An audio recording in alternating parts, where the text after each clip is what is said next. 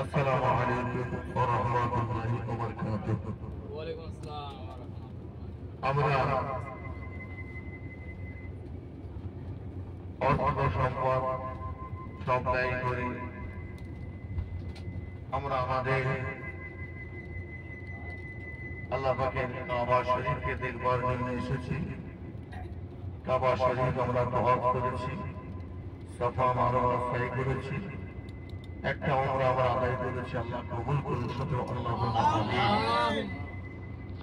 আজকে আমাদের এই কাবা শরীফে আসতে গেলে জান এবং মাল দুটোই কুরবান করতে হয়। যে জান দেব মাল দেব না, আবার মাল দেব জান দেব না, তা হবে না। আল্লাহ পাকের কাবা শরীফ দর্শন করতে গেলে জান এবং মাল দুটোই দিতে হবে।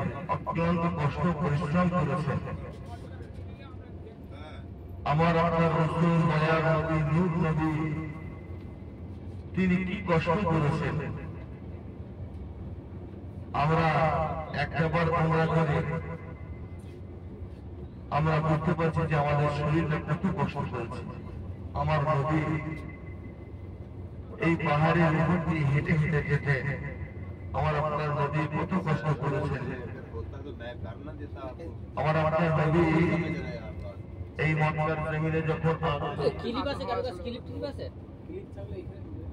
আগমন করেছিলেন, মক্কাবাসীরা খুশিতে বাগেবাগ হয়ে গিয়েছিলেন। বলুন সুবহানাল্লাহ। আমাদের কাছে যে মাসটি চলছে, এই মাসটির নাম কি? এই মাসটির নাম হলো রবিউল আউয়াল মাস। এই মাসে মক্কার জমিনে পুরায় অংশে আমার আপনার নবী নূর নবী, মায়ার নবী, মহব্বতের নবী, দয়ার নবী আগমন করেছিলেন। বলুন সুবহানাল্লাহ। পাশে নবী সম্পর্কে আলোচনা হবে ইনশাআল্লাহ। এখন আমরা যে জমিনে যাচ্ছি, যে জায়গায়, সেই জায়গাটির নাম হলো জেদ্দা। সেই জেদ্দার জমিনে কে এসেছিলেন? আমাদের আম্মা জান, সকলের আম্মা জান হাওয়া আলাইহিস সালাতু ওয়াস সালাম। বলুন সুবহানাল্লাহ। আল্লাহ পাক রব্বুল আলামিন যখন আদম আলাইহিস সালামকে বানালেন, আদম আলাইহিস সালামকে বানানোর পরে জান্নাতে প্রবেশ করালেন। জান্নাতে প্রবেশ করানোর পরে আল্লাহ পাক যখন আদমের মধ্যে রূহটা ফুঁকে দিলেন, আদম আলাইহিস সালাম হাদিসে কুদসির মধ্যে এসেছে যে আলা কাওয়ারিল আরশি মাকতুবান লা ইলাহা ইল্লাল্লাহ মুহাম্মাদুর রাসূলুল্লাহ সাল্লাল্লাহু আলাইহি ওয়াসাল্লাম। আদম আলাইহিস সালাম আরশের জমিনে আসমানের দিকে মাথাটা উত্তোলন করে দেখলেন। সর্বপ্রথম দর্শন করে দেখলেন ওই আসমানে লেখা রয়েছে লা ইলাহা ইল্লাল্লাহ মুহাম্মাদুর রাসূলুল্লাহ সাল্লাল্লাহু আলাইহি ওয়াসাল্লাম। আমার আপনার দয়ার নবীর নাম সর্বপ্রথম দেখতে পেয়েছিলেন। আমার আপনার নবীর নামটা দেখে আদম আলাইহিস সালাম তিনি মাথাটা নিচু করে মনটা খারাপ করে থাকলেন। আমার আল্লাহ জিজ্ঞাসা করলেন, আদম কি ব্যাপার, তুমি মনটা বড় খারাপ করে আছো?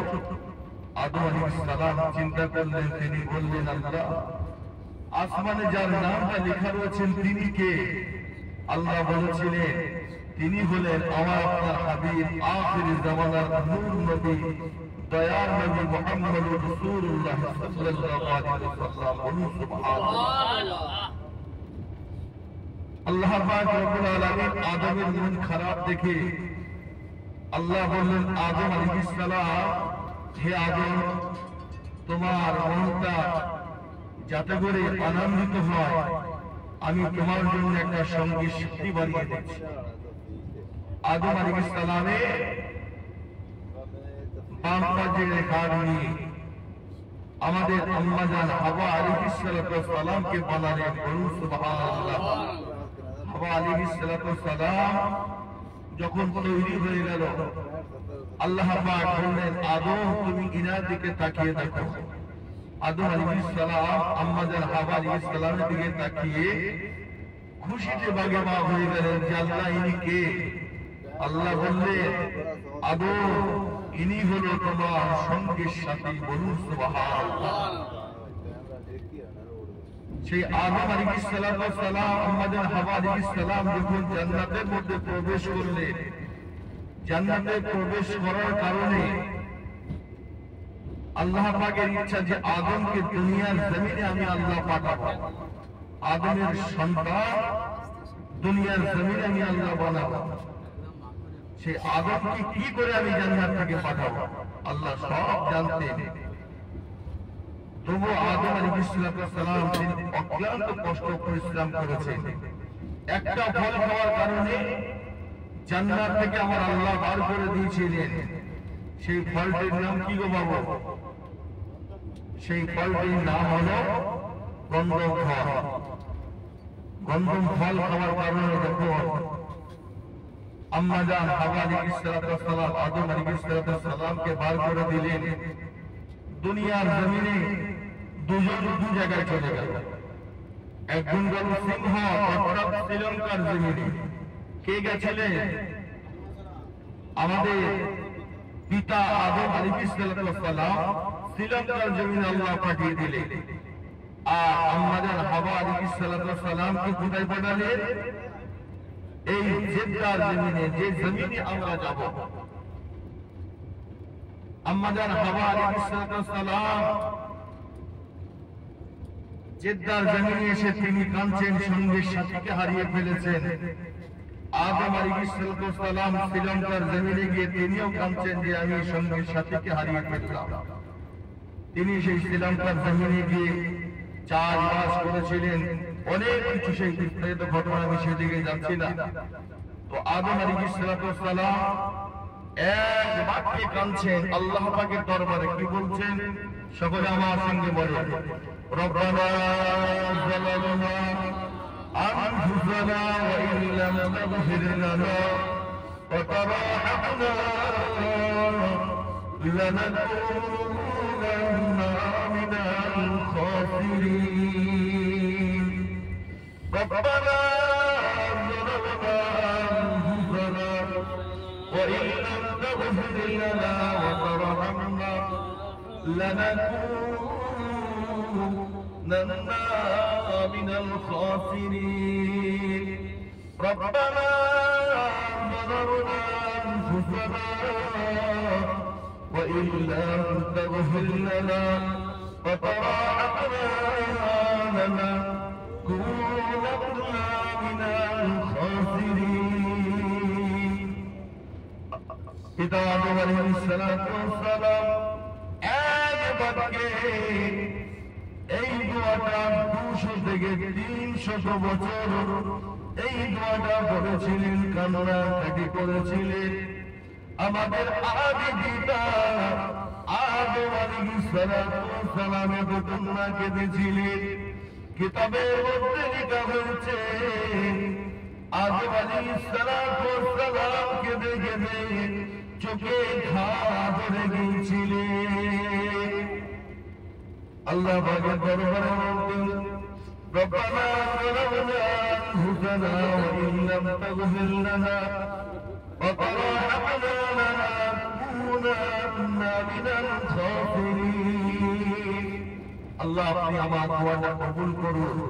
আল্লাহ আপনি আমার ভুল ত্রুটিকে ক্ষমা করুন। আপনি যদি ক্ষমা না করেন আমি আদম আলাইহিস সালাম খাসরাত বান্দাদের মধ্যে যুক্ত হয়ে যাব আল্লাহ। তো আদম আলাইহিস সালামকে যখন আল্লাহ তৈরি করেছিলেন, আমি প্রথমে বলেছিলাম না যে আল্লাহ যখন তার মধ্যে রূহটা ফুঁকে দিলেন, আসমানের জমিনে তাকিয়ে আসমানের দিকে তাকিয়ে কি দেখেছিলেন? মনে আছে আমি বলেছিলাম? আসমানের দিকে তাকিয়ে সর্বপ্রথমে দেখেছিলেন আমার আপনার নবীর নাম, বলুন সুবহানাল্লাহ। আদম আলাইহিস সালাম আস্তে আস্তে করে এই মক্কার জমিনে চলে আসলেন।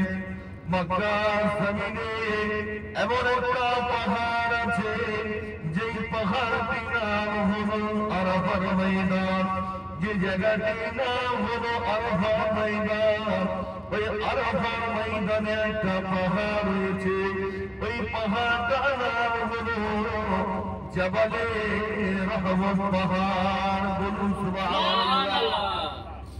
ওই জাবালে রহমত পাহাড়ে এসে আদম আলাইহিস সালাতু ওয়াস সালাম আল্লাহ পাকের দরবারে দোয়া চাইছেন। এদিকে আম্মা জান হাওয়া আলাইহিস সালাতু ওয়াস সালাম জিদ্দার জমিন থেকে এসে আরাফার ময়দানে জাবালে রহমত পাহাড়ে এসে দুজনায় দোয়া চাইছেন। আদম আলাইহিস সালাম বলেছিলেন, ইয়া রাব্বি গফিরলি বিহাক্কি মুহাম্মাদিন সাল্লাল্লাহু আলাইহি ওয়াসাল্লাম। قال الله تعالى يا آدم كيف عرفت محمدا صلى الله عليه وسلم؟ قال لأنك لما خلقتني بأبيك ونفخت فيا من روحك فرفعت رأسي على قوائم العرش مكتوبا لا إله إلا الله محمد رسول الله صلى الله عليه وسلم. فعلمت أنك لم تضف إلى اسمك إلا أحب الخلق إليك. قال الله تعالى صدقت يا آدم لولا محمد رسول الله صلى الله عليه وسلم ما خلقتك. آدم عليه الصلاة والسلام এই দোয়া আল্লাহ পাকের দরবারে করেছিল, ইয়া রাব্বি গফিরলি বিহাক্কি মুহাম্মাদিন সাল্লাল্লাহু আলাইহি ওয়াসাল্লাম। ও রব্বুল আলামিন পাক আপনার হাবিবি নবী মুহাম্মদুর রাসূলুল্লাহ সাল্লাল্লাহু আলাইহি ওয়াসাল্লামের কদমের উসিলাতে আমি আদম আলাইহিস সালাম আমার দোয়াটা কবুল করে নেন। বলুন সুবহানাল্লাহ। আমার ভাইজানেরা, ওই সময় আল্লাহ পাক বলেছিলেন, قال الله تعالى يا آدم كيف عرفت محمدا صلى الله عليه وسلم। আদম আলাইহিস সালাম বলেছিলেন, ও আল্লাহ পাক রব্বুল আলামিন, যখন আপনি আমার কুদরতি হাত মুবারকে তৈরি করে যখন আমার শরীরের মধ্যে রূহটা ঢুকে দিলেন, ফারাফাতুর রাসি আলা কাওয়াইমিল আরশি, তখন আমি দেখতে পেলাম আপনার আরশে আল্লাহর ইসলামে লেখা রয়েছে লা ইলাহা ইল্লাল্লাহ মুহাম্মাদুর রাসূলুল্লাহ সাল্লাল্লাহু আলাইহি ওয়াসাল্লাম। فعلمت أنك لم تضيف إلى اسمك إلا أحب الخلق إليك. তখন আমি বুঝতে পারলাম যে আপনার নাম মুবারক হিসেবে যার নাম মুবারক লেখা রয়েছে তিনি আপনার খাস ও প্রিয় বান্দা হবেন, তাই আমি তার ওসিলা দিয়ে দোয়া চেয়েছি। ওই সময় আল্লাহ পাক বলেছিলেন, সাদাকতা ইয়া আদম লাউলা মুহাম্মাদুর রাসূলুল্লাহ সাল্লাল্লাহু আলাইহি ওয়াসাল্লাম। ও আদম আলাইহিস সালাম, তুমি সত্যবাদী, তুমি সত্য বলেছ, তবে শুনে নাও জেনে নাও, ফারিন্তু, তবে শুনে নাও জেনে নাও, আমি আল্লাহ পাক যদি আমি যদি নবীকে না বানাতাম তবে তোমাকেও বানাতাম না। বলুন সুবহানাল্লাহ।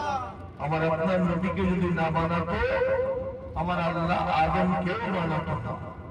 আল্লাহ পাকের দরবারে দোয়া কবুল হয়ে গিয়ে আদম আলাইহিস সালাম যখন সিঁড়ি দিয়ে উঠছেন পাথর বেয়ে, এখন তো সিঁড়ি হয়েছে, আগে তো ধাপ ছিল না, এখন সেই পাথর কেটে কেটে সিঁড়ির ধাপ, যাতে করে মানুষ উঠতে পারে, মানুষ যেতে পারে, সেই জাবালে রহমত পাহাড়ে মানুষ দোয়া চাইতে পারে। আজকে আমরা এত বড় ভাগ্যবান, এই কাফেলার মধ্যে এসে, এই কাফেলার মারফতে এসে আমরা সেই জাবালের রহমত পাহাড়টা দেখব এবং আমরা আরাফার ময়দান, কিয়ামতের ময়দান হবে না হবে না? কিয়ামত হবে। সেই কিয়ামতের ময়দানে মানুষ তো জমায়েত হবে কোথায়? সেই জায়গাটার নাম হলো আরাফার ময়দান।